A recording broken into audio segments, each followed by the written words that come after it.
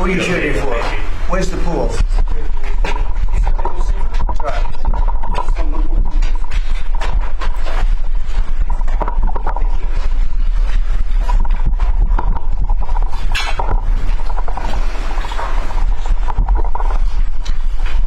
Well, thank you very much. It's great to have the Prime Minister of Australia. Fantastic place. A lot of friends over there, and this is one of them right here. The Prime Minister is, as you know, Anthony Albanese, and he's highly respected. Done very well in his election, and I hear you're very popular today. Right? I mean, it varies from day to day, but with all of us. But he's done a fantastic job as the Prime Minister. We're here to talk about trade, submarines, lots of other military equipment. They're big orders of our great military equipment. We have the best equipment anyone in the world by far. And you got to watch that. Watch that. You're not allowed to break that. That mirror is 400 years old. The camera just hit the mirror. I just moved it up here special from the vaults, and first thing that happens, the camera hits it. Hard to believe, isn't it? Hard to believe, but these are the problems in life.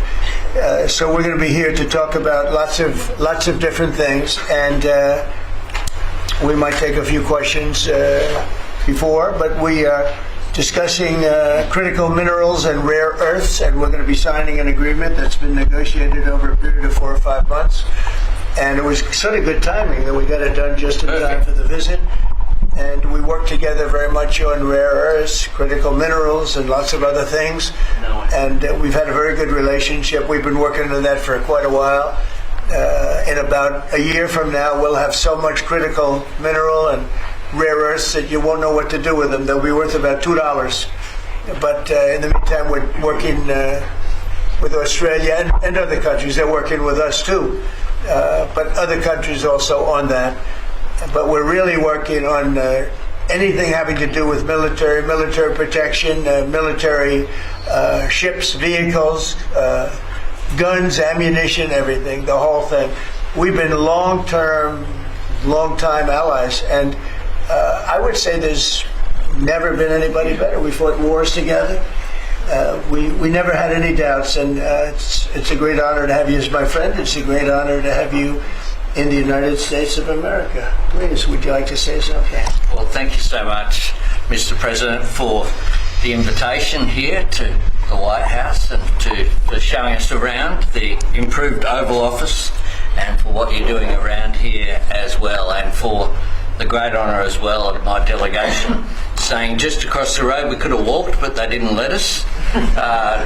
We drove all of 20 metres there from Blair House, but it's a great honour to be able to stay there. We are great friends and we're great allies, and this is a relationship that's been forged in the battlefields of the world. We have stood side by side for freedom and democracy, and congratulations, I must say, Mr. President, on the work that you've done with the Middle East. It's an extraordinary achievement. And on defence, we've already had a discussion about taking it to the next level. Our defence and security partnership with AUKUS is so important for us, and I thank you for the support that the administration are giving as well. You've had the Chief of the Navy here as well, which will play obviously a very critical role with the subs and increasing the security for the region and the world.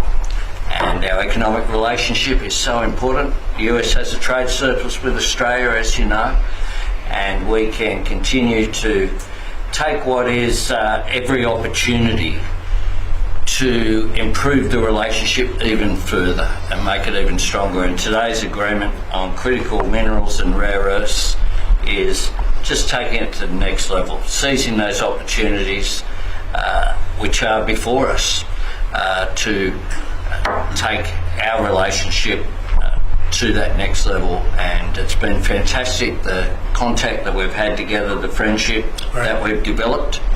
And Australians love America, and I think Americans kind of like Australia too. We do. And as we go forward, I think that today we'll be seeing as a really significant day in our relationship. So I thank you very much, Mr. President. Well, thank you very much, Anthony. It's an honor to sign this, and we'll do it now. And then we'll take some questions. Some good ones, I think.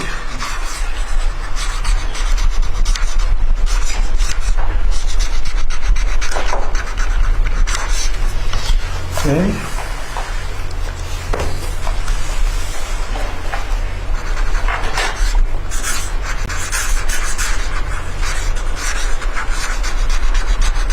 This is a $8.5 billion pipeline that we have ready to go. That's right. It's all ready to go. Just getting started. And we're doing a real job on rare earth and many other things. Perhaps I could ask John to say a few words, and then we'll exchange papers. But just how are we doing on your naval purchases and all of the submarines that we're working on with Australia? How's that going? Thank you, Mr. President.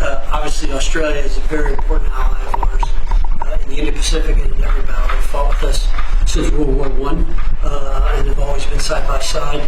The facility that they're building, Surf West, is critical and very important to our ability to project power in the Indo-Pacific and work with our allies. So we're working very closely. I think what we're really trying to do is take the original AUKUS framework and improve it for all three parties and make it better and clarify some of the ambiguity that was in the prior agreement. So it should be a win-win for everybody. And the submarines that we're building for Australia are starting to really move along, right? The process is getting very exciting, isn't it? We're getting better. That's good. Very good. It's going to be great. Thank you very much. Maybe we'll hold this up. Okay.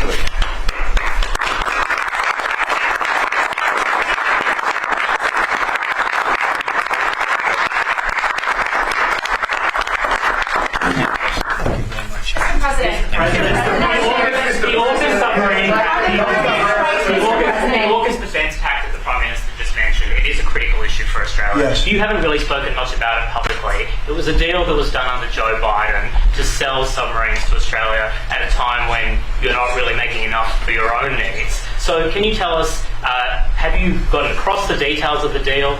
Do you support it, and will you honour it? It was made a while ago, and nobody did anything about it, and it was going too slowly. We do actually have a lot of submarines. We have the best submarines in the world, anywhere in the world, and we're building a few more currently under construction. And now we're starting, we have it all set. With Anthony, we've worked on this long and hard, and we're starting that process right now, and I think it's really moving along very rapidly, very well. But if submarine production doesn't continue, how can you guarantee Australia will get the vote? Oh, it's getting. Oh, no, they're getting. At least 32 people have been killed in those Excuse me, you're next. Thank you. Go ahead. China's bad behavior has really only gotten worse since the AUKUS partnership was formed. With that in mind, is the door open for Australia to get additional nuclear-powered submarines or other military capabilities not already in the deal? I think China's been very respectful of us. They're paying tremendous amounts of money to us as in the form of tariffs. As you know, they're paying 55%. That's a lot of money. They never were paying anything over years and years and years. But they were like anybody else. A lot of countries took advantage of the U.S. They're not taking advantage anymore. No, China's paying 55% and a potential 155% come November 1st unless we make a deal. And I'm meeting with President Xi. We have a very good relationship. We're going to be meeting in South Korea in a couple of weeks. And we'll see what we can do. We have a very good relationship with China, but you know, it's been probably a little bit like your relationship with China. They try and take advantage, but most countries do. I mean, I can say the European Union took advantage, but not anymore. We worked out a very fair trade deal. Japan, we worked out a very fair deal. South Korea, where I'll be meeting President Xi, we worked out a very fair deal, and I expect we'll probably work out a very fair deal with President Xi of China. So most of you will be with us. It's going to be very exciting, and I think we're going to work out something that's good for both countries. Are you at least interested in expediting the nuclear-powered subs to Australia? Well, we are doing that, yeah. We're doing that. We have them moving very, very quickly. President, I don't think you've ever been to Australia. Australia and trying out some of the golf courses. I would, and I actually have been to Australia, and I did play one of your great golf courses. They have great golf courses there, but I have been to Australia, actually. Would you come again? Oh, I would. In fact, I've been invited to go, and Indeed. I'll have to give it serious consideration. No, it's a real Did the possibility. Prime Minister invite you today? He did. Is Australia... And perhaps we could time it, must be said, with the President's Cup that Australia hosts as well. When is the President's Cup? We'll organise it at a time suitable for you, Mr. President. Please, in the back, please. Yeah, in the back, please. Yeah, Mr. President, the Prime Minister mentioned that there's a trade imbalance that's very heavily in America's favour. Why does America slap such heavy tariffs on a friend and ally? Well, we don't, yeah. Well, we do in some cases. We do in many cases because we've been treated unfairly. But actually, the tariffs are very light. The one thing is you buy a lot of airplanes, so that helps because you buy a lot of the beautiful Boeings, the best of the Boeings. Boeing, and by the way, Boeing is really doing well. They have lots of orders, and they're really doing a great job. They make a great plane. But Australia, because of its location, which is great, but one of the things dictated by that location is you have to order a lot of airplanes. So I guess we have that advantage. They need a lot of airplanes in Australia, and that gives us a little bit of an... Yeah, President. Yeah, your Secretary of War, Pete Hegseth, in his Shangri-La speech in, I think it was May, warned about the potential likelihood or threat of President Xi ordering an invasion of Taiwan. 2027 is also the year that Fleet Base West is supposed to start rotating those US and UK submarines. Do you see AUKUS as a deterrent for China in the Indo-Pacific? Yeah, I do. I think it is, but I don't think we're going to need it. I think we'll be just fine with China. China doesn't want to do that. First of all, the United States is the strongest military power in the world by far. It's not even close. Not even close. We have the best equipment. We have the best of everything, and nobody's going to mess with that. And I don't see that at all with President Xi. I think we're going to get along very well as it pertains to Taiwan and others. Now, that doesn't mean it's not the apple of his eye, because probably it is. But I don't see anything happening. We have a very good trade relationship. We're going to have a very good, I think, when we leave South Korea, could be wrong, but I think we'll end up with a very strong trade deal. Both of us will be happy. I don't see that happening now. Given the trade surplus that the US enjoys with Australia, would you consider lifting the tariffs that you've imposed on Australia? And can you give us any details about the critical... Yeah, well, the tariffs have been amazing because, tariffs have been really a reason that I was able to settle almost all of the, I've settled 8 wars in 8 months. Not bad. I have one more to go. It's Russia-Ukraine, and I think we'll get there, but it's turned out to be nasty because you have 2 leaders that truly hate each other. You can't have it all, right? They hate each other beyond all else, and it makes it actually a little bit difficult. But we try, of the 8 deals, I would say because of tariffs, 4 or 5 of them were settled. It's an amazing thing, the power of tariffs in terms of our country, but tariffs have always been used against us. We never use them against anywhere else. And now you have a president that for national security reasons and other reasons is using them, and we've become a very rich nation again and a very secure nation again. But we've also become a nation that used that power of tariffs and the power of trade to settle 5 of the 8 wars that I settled. I settled 8. I'm very proud of that. Nobody else has settled 1. I don't think there's been an American president that settled 1. I think there probably hasn't been outside of the 2 countries involved, or however many are at war. I don't think there's ever been an outside country that settled a war, period. So I settled 8 in 8 months. I'm proud of that. Now, in the meantime, I'm running a country that's right now we're the hottest country anywhere in the world. We were dead. A year and a half ago, we were a dead country. Now we're the hottest country in the world, economically and otherwise. So, but I will say this, Australia pays very low tariffs. Very, very low tariffs. In fact, Australia pays among the lowest tariffs. Go ahead. Mr. President, there's been concern in Australia that it's taken 9 months to get this meeting. Have you had any concerns with this administration, with its stance on Palestine, climate change, or even things the ambassador said about you in the past, the Australian ambassador? I don't know anything about him. I mean, if he said bad, then maybe he'll like to apologize. I really don't know. Did an ambassador say something bad about him? Don't tell me. I don't. Where is he? Is he still working for you? Yeah. You said bad? Before I took this position, Mr. President, I don't like you either. I don't, and I probably never will. Go ahead. No, you went. Go ahead, behind you. Mr. President, your Secretary of the Navy said there will be some clarifications around some ambiguities on AUKUS. Can you tell us Well, what... he'll get that taken care of. These are just minor details. That he'll Can take. I ask you specifically on... John, you're going to get that taken care of, right? Correct. There shouldn't be any more clarifications because we're just going now full steam ahead building. Yeah, please. Thank you, Mr. President. Are you now satisfied with Australia's defence investment, or do you want Australia to invest more in defence? Well, I'd always like more, but they have to do what they have to do. You know, you can only do so much. I think they've been great. They're building magnificent holding pads for the submarines. It's going to be expensive, too. You wouldn't believe the level of complexity, right, and how expensive it is. They're building tremendous docking because they have a lot of ships and a lot of things happening.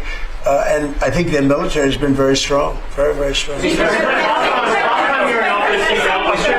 Over here, please. Mr. President, on the war that you haven't solved yet, the Ukraine-Russia situation, have you now locked in a meeting? And can you explain, just a few weeks ago at UNGA, you said that Ukraine could possibly win the war and keep its territory, but now They the could still story win seems it. I a don't bit think different. they will, but they could still win it. I never said they would win it. I said they could win. Anything can happen. You know, war is a very strange thing. A lot of bad things happen, a lot of good things happen. If you look at the Middle East, I would say prior to us hitting Iran so hard, we could have never made that deal because you would have had a dark cloud over the Middle East where we took out their nuclear capability, which was one of the great military maneuvers of all time. It was flawless. You saw that. Yeah.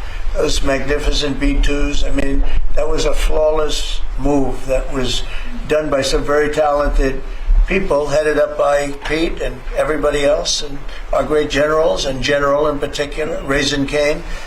We did a great job, and when that happened, everything was different, and we were able to get a deal. If we didn't do that, if it wasn't, you know, they wanted to do that for 22 years, Mr. Prime Minister. For 22 years, I had the pilots here, the B-2 pilots, and they came to the Oval Office, and I thought they deserved it. They flew 37 hours back and forth.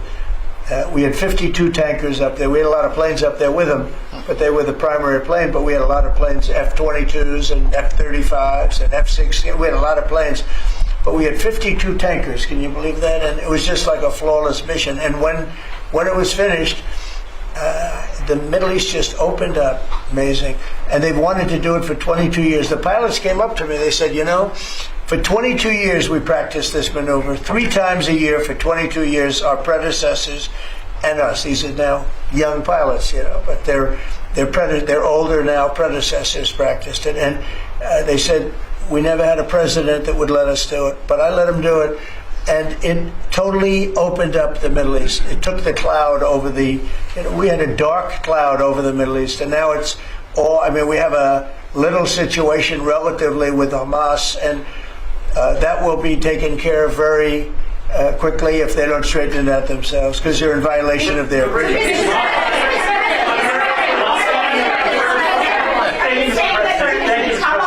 On rare earth minerals, Australia is one of the only places in the world that processes rare earth minerals. Yeah, could there be an agreement? China has 90% of the processing. Could there be an agreement over processing rare earth minerals with Australia? Sure, that's what we're doing. It's part of the agreement. Can you say with certainty Go ahead, please. that Sir, thank you, sir. Just, sorry, on a follow-up on Taiwan, there are reports that you will come up, or China is pressuring you to not support independence for Taiwan in exchange for a trade deal. Well, I'm not going to talk about that. What I'll talk about, you and I will have that discussion in a couple of weeks when I'm in South Korea with President Xi. We're going to be talking about a lot of things. I assume that's going to be one of the things, but I'm not going to talk about that now. Yeah, please. Mr. President, you just alluded to the violence in the Middle East. What steps is the administration taking to maintain the ceasefire? Well, a lot of steps, and right now it's in the hands of others. You know, we have 59 countries that agreed to the deal. We have a peace in the Middle East for the first time ever. we made a deal with Hamas that they're going to be very good, they're going to behave, they're going to be nice, and if they're not, we're going to go and we're going to eradicate them if we have to. They'll be eradicated, and they know that. So they went in. They went in, and I don't believe it was the leadership, but they had some rebellion in there among themselves, and they killed some people. A lot of people. But this is a violent group. You probably noticed over the last 100 years, this is a very violent group of people. And they got very rambunctious, and they did things that they shouldn't be doing. And if they keep doing it, then we're going to go in and straighten it out, and it'll happen very quickly and pretty violently, unfortunately. Yeah, just following up on that question, when you say we are going to eradicate Hamas, who is we? Does that include American boots on the ground?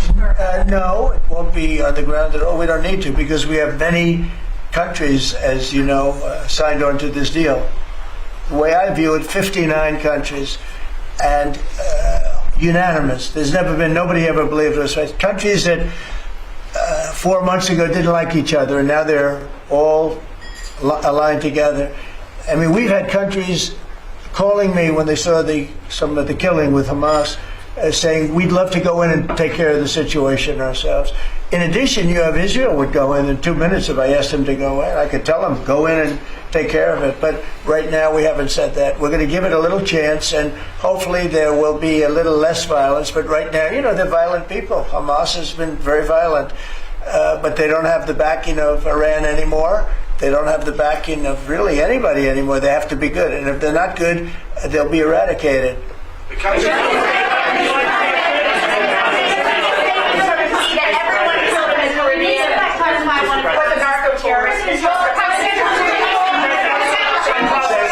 any innocent civilians killed in the Caribbean, Mr. President? Not you. Could the Prime Minister weigh in more on the processing? And can Australia expand the process of rare earths? Absolutely we can, and we have the capacity to do so, and part of this deal is very specific, $8.5 billion pipeline. There will be $1 billion contributed from Australia and the United States over the next 6 months with projects that are immediately available. There's 3 groups of projects, ones that are joint activities between Australia and the United States, such as Alcoa. Secondly is projects that will be US investment that the US will undertake in Australia, including processing, and then ones that Australia will undertake, some as well. One of them is Australia, the US and Japan as well. So what we're trying to do here is to take the opportunities which are there. Australia has had a view for some time, a bit similar to putting America first. Right. Our plan's called A Future Made in Australia, which is about not just digging things up and exporting them, but how do we make sure that we have across the supply chains with our friends being able to benefit, seize those opportunities. So we certainly see part of what this is about isn't just digging things up, it's also about processing, including the joint ventures between Australia and the United States. Can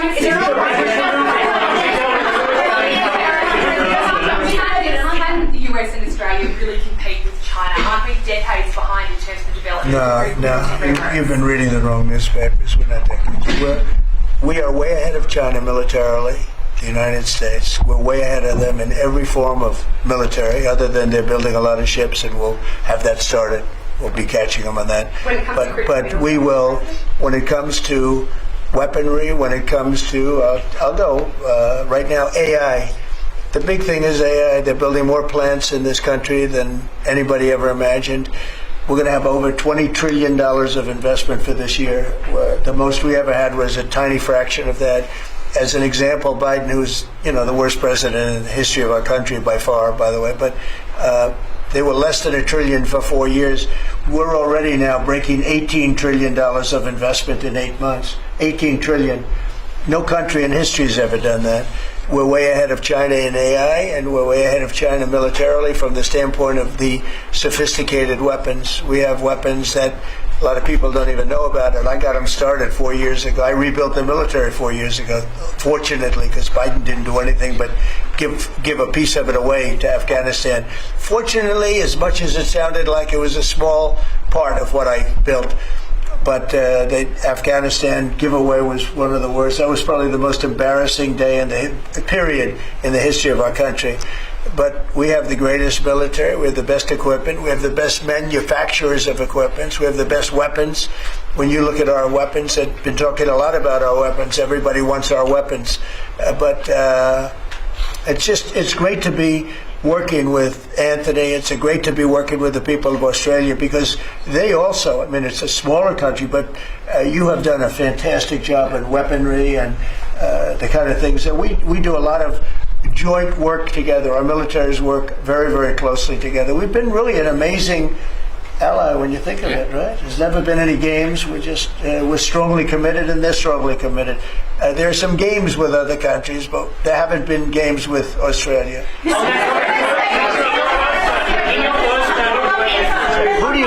Where do you come from? I'm from Australia. Who are you with? The Sydney Morning Herald. Nasty guy. Go ahead. Oh, sorry. I was just going to ask. All right, go ahead. In your first term, you worked with two Australian Prime Ministers, Scott Morrison and Malcolm Turnbull. You might remember. They were from same side of politics as you. Mr. Albanese's different side. Can you tell us a bit more about what it's like to work with Mr. Albanese compared to those two? Well, I got along. I mean, that wouldn't be fair, because the man on my right has a big advantage. You know that, right? But I think he's doing a really good job, and we've had a very good relationship. I don't want to compare one with the other, but I'll tell you, this one is. They really have a great prime minister. Thank you. Okay? Thank you. I'll use it in my ads in 28.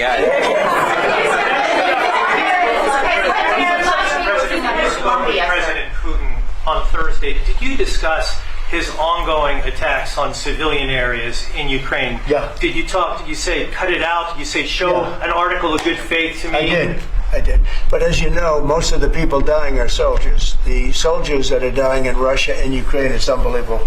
5,000 to 7,000 a week. Can you believe it? And I look at that and I say it's pretty amazing. But in addition to that, there are attacks on Kiev and some of the other places. And it's human lives, but the big number of human lives are soldiers that are being killed in the battlefield. Anywhere from 5,000 to 7,000, sometimes more than that every single week. It's not even believable. It's a bloodbath. It's the worst since the Second World War, the worst number of people.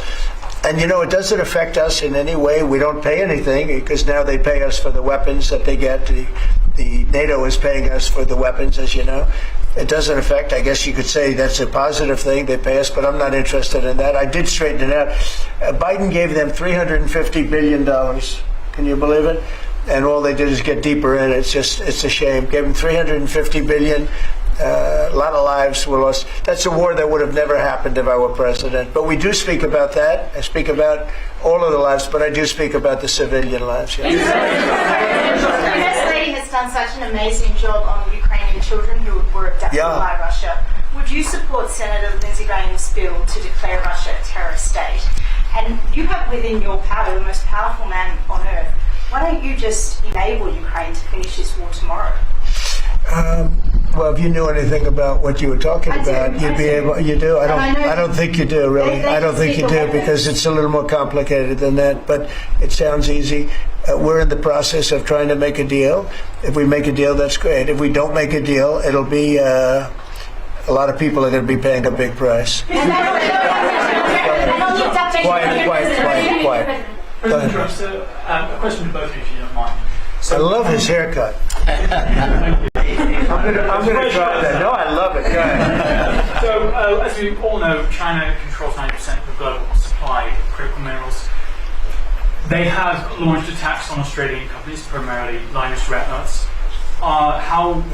What will happen to China if they don't play fair with this? So, it's a very interesting question. We have a tremendous power, and that's the power of tariff. And I think that China will come to the table and make a very fair deal, because if they don't, they're going to be paying us 157% in tariffs. Right now, they're paying 55 to 57%. When I was first president and first term, we had the greatest economy we've ever had. And as you know, people don't write too much about it, but China paid us hundreds of billions of dollars worth of money for tariffs. Biden left it, but he didn't enforce it. He gave exceptions to almost everything. And so he left the tariffs, but he didn't really collect the numbers that he should have collected, and because he didn't know what the hell he was doing. So now the tariffs are much higher in China than they were before, and they're high on other countries depending on whether or not we like that country or we get along, and that's for national security purposes. So I made deals with Japan, I made deals with the European Union, or the whole of Europe practically, but the European Union, made deals with a lot of different people. We have a very fair deal for, I will say, Australia's paying a low number. They do have, I'll change it, we have a little bit of an advantage in that one. I told you, the advantage we have is airplanes. We sell a lot of airplanes to them and they need them. It's a very vibrant place and people go in and out, and I look forward to going there myself, and I think it's unlikely I'll be taking a ship. That's a long journey. That's a long. But China has treated us with great respect. Now, in the past, they didn't treat other presidents with great respect. They would take hundreds of billions and even trillions of dollars out of the country, and they would spend it and build their military. Now they're treating us with great respect. Now, we'll see what happens. I said, if we don't make a deal, I'm putting on an additional 100% on November 1st. I think we'll make a deal. They threatened us with rare earths, and I threatened them with tariffs, but I could also threaten them with many other things, like airplanes. You know about airplanes, because they can't get parts for their airplanes. We build their airplanes. We do a great job. They're largely Boeings. And we could stop the parts. We did stop the parts, actually, when they did the initial threat. That's a big... They closed down over 400 of their airplanes. But we don't want to do that. But we have a much simpler thing. If we don't make a deal, we'll charge them a very substantial tariff. And they'll be paying us hundreds of billions of dollars a year, which they're basically paying right now. We had presidents that allowed China and other countries get away with murder. We're not going to allow that, but we're going to have a fair deal. I want to be good to China. I love my relationship with President Xi. We have a great relationship. I believe after we leave South Korea, we'll be there together. We thought that would be a good place to meet, and we're going to be meeting. I'll be in Malaysia, I'll be in Japan, I'll be in a couple of others. We'll be sort of doing a little bit of a tour. I've been invited to go to China, and I'll be doing that sometime fairly early next year. We have it sort of set. But I think we're going to have a very good relationship with China. And again, they will threaten us with rare earths. I don't think they're threatening us too much right now. But they could do that, but I threaten them with something I think is much more powerful, and that's tariffs. Because at a certain point, they will not be able to do any business with us. At a certain point, if they pay enough tariffs, it's almost like saying, we don't want to do business with you, but it's probably nicer. Saying you're going to pay 158, 157% tariff is a nicer way of saying that we don't want to do business with you. And if they don't do business with us, I think China's in big trouble, I'll be honest with you. I think China is... I don't know that they even make it. I really do. I believe that they're in big trouble. And I don't want them to be in big trouble. I want them to do great. I want them to thrive. But we have to thrive together. It's a two-way street. I think when we finish our meetings, and it's going to be a big deal. I'm meeting with a lot of other countries, but this seems to be the one that people are very interested in. I think when we finish our meetings in South Korea, China and I will have a really fair and really great trade deal together. I want them to buy soybeans. They stopped buying our soybeans because they thought that was punishment. And it is punishment to our farmers, but we're not going to allow that to happen because I made a great trade deal with China, a $50 billion trade deal, and they were great about it. They were doing everything that they were supposed to do. And then when Biden came in, you know, I used to call President Xi all the time to say, thank you, or you're not buying enough. In other words, they were supposed to buy. Biden, do you think Biden ever called him? I don't think Biden ever called him. You think Biden lied awake at night thinking about trade with China? He didn't know what he was doing. He was an incompetent president. We had an incompetent president, but you don't have that anymore. So I think we're going to end up having a fantastic deal with China. It's going to be a great trade deal. It's going to be fantastic for both countries, and it's going to be fantastic for the entire world. Thank you very much. Thank you, guys. Thank you very much. Thank you. Thank you very much.